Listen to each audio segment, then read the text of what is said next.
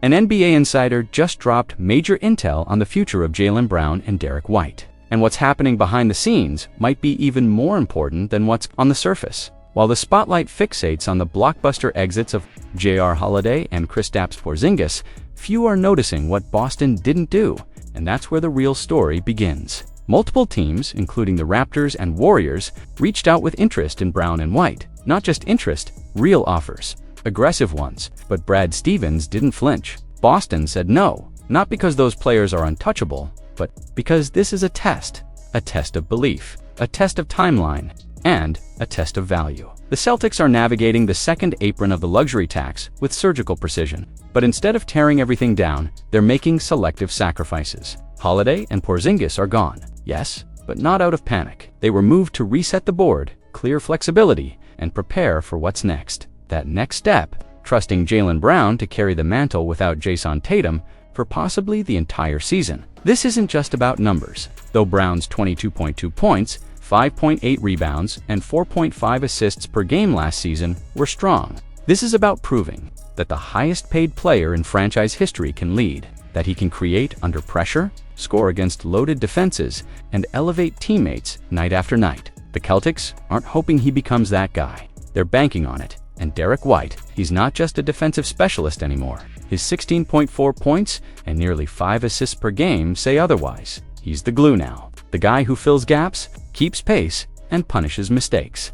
His role is expanding, and Boston knows exactly how rare his skill set is. So what's the plan? Right now, it's about building around this core while quietly navigating a complex salary cap puzzle. And Anfernee Simons is still on the table, but don't expect him to stick. His contract might be a mismatch for what Boston truly wants: flexibility, chemistry, and two-way accountability. The front office isn't reacting. They're positioning. Jaylen and Derrick aren't just safe, they're central. And in a season that could redefine the identity of the Celtics, that choice may prove to be their boldest yet.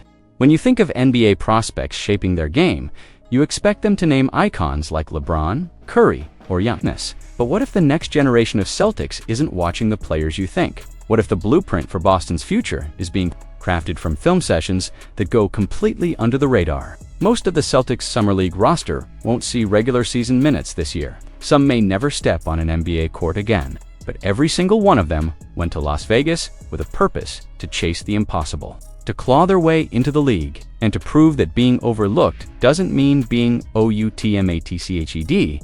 But here's what you didn't see coming. The names they're studying are not the obvious ones. These aren't highlight reel guys or all-star weekend regulars. They're the kind of players who win playoff games without needing a signature shoe line. They're the hidden gears in championship machines, and that's exactly the kind of DNA the Celtics are quietly injecting into their future. Jordan Walsh, entering his second year, is chasing more than a rotation spot. He's studying Jaden McDaniels and Aaron Nesmith, not superstars, but specialists, relentless defenders, and efficient floor spacers. Think about that. Walsh isn't just looking to score. He's trying to master the art of disruption and smart positioning, because he knows a deep playoff run depends on more than just talent. It depends on discipline. He's not just watching their highlights, he's downloading them, storing them, dissecting their every move, every closeout, every relocation off the ball. This is film obsession, not fanboy admiration.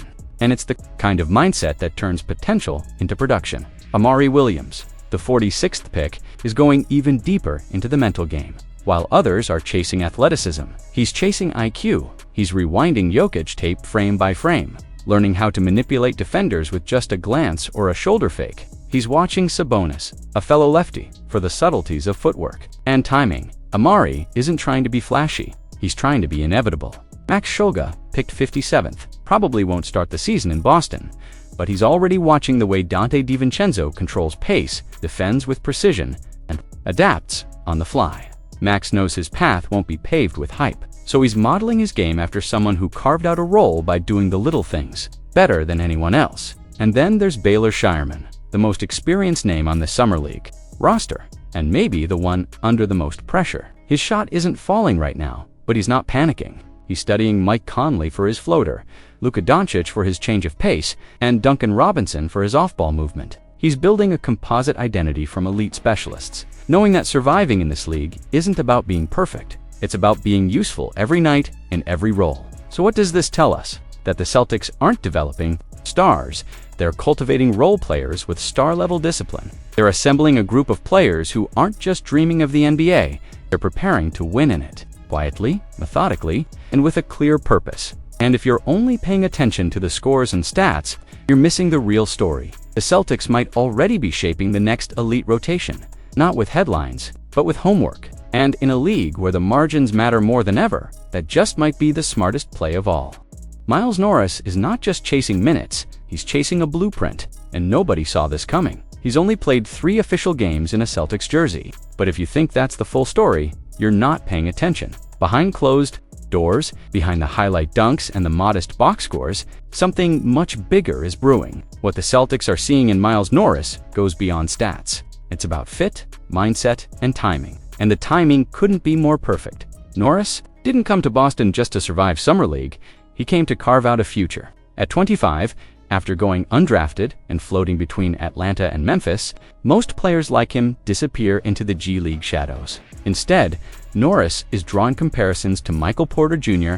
and Obi Toppin. Not because he's there yet, but because Boston sees a mold, and they're actively shaping him into it. The Celtics gave him his first real NBA minutes in March. But what's more important is what they gave him off the court. Inside a championship-level locker room, Norris soaked up the habits of Al Horford's longevity, Tatum's attention to detail, and Jaylen Brown's edge. And this isn't fluff. Norris is observing, mimicking, absorbing. He's trying to become the kind of role player championship teams rely on when rotations shrink and pressure skyrockets. His 4 dunks against the Lakers, that wasn't a highlight reel, it was a statement. He's not out there to impress fans, he's trying to force the coaching staff into tough decisions. Because when a two-way contract guy starts applying elite veteran routines to his game and showing glimpses of 3-and-D versatility, you stop seeing him as a summer league footnote and start seeing him as insurance for the long haul. There's a reason Norris lights up when he talks about Boston, not just because he's happy to be here, but because he knows what this franchise turns role players into. Boston doesn't just develop talent, it forges identities. And Norris is proving he wants in on that process, not as a spectator, but as a future piece of a contender. While everyone's watching the top draft picks and obsessing over big names like Lillard, there's something subtle and far more sustainable happening behind the scenes. Players like Miles Norris are exactly the reason why Boston keeps contending year after year. You can't win 16 banners without turning unknowns into weapons. So the real question is this: will the Celtics take the final step and commit to Norris as more than a temporary project? Or are we watching the early days of yet another homegrown success story in the making?